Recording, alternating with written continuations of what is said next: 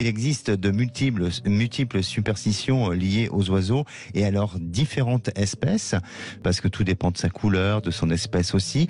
Et la plus répandue est celle d'un oiseau qui défèque sur vous.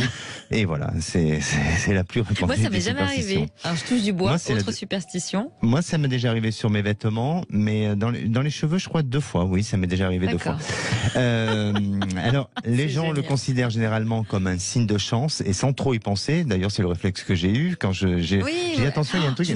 Voilà. Ouais, vous m'avez dit, mais ça porte bonheur, ça porte bonheur. Et puis je veux pas donner les détails, mais il avait bien mangé auparavant. Ah oui, ce pigeon. comment ça va? Depuis les temps anciens, l'homme admire ces animaux plumeux puisqu'ils parcourent de vastes cieux, voyant le monde sous un angle entièrement différent.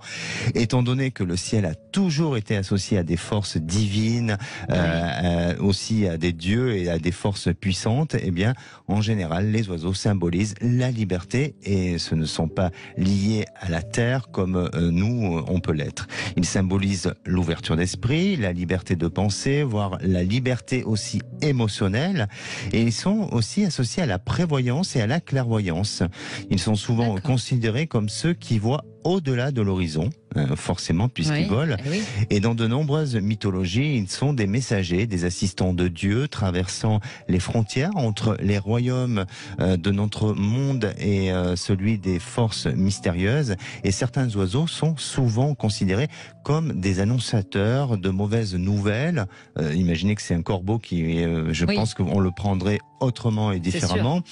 Et puis d'autres de bons augures, comme de la chance et de l'espoir. Alors, mais comme je vous disais, le corbeau est associé souvent à de mauvaises nouvelles, tandis que la colombe, elle va être considérée comme un messager d'espoir.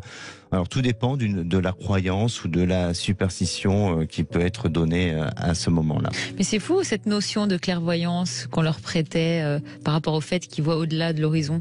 Je trouve ça très beau. Exactement. Donc vous avez dû être dans une vie antérieure un oiseau, je pense. Et voilà. Et vous savez que le pigeon, parce que j'ai quand même regardé la symbolique du pigeon, c'est déjà, il est beaucoup représenté dans dans des écrits bibliques, et c'est un messager de Dieu. C'est celui qui est relié aux anges, et donc c'est vraiment. Oui, le pigeon, il est souvent symbolisé dans certaines représentations symboliques. Et donc, pour moi, je considère que ça va être un moment de chance. J'attends toujours, mais peut-être qu'il en faut un deuxième pour que ça se déclare. Mais j'espère que je serai pas là pour nettoyer cette fois.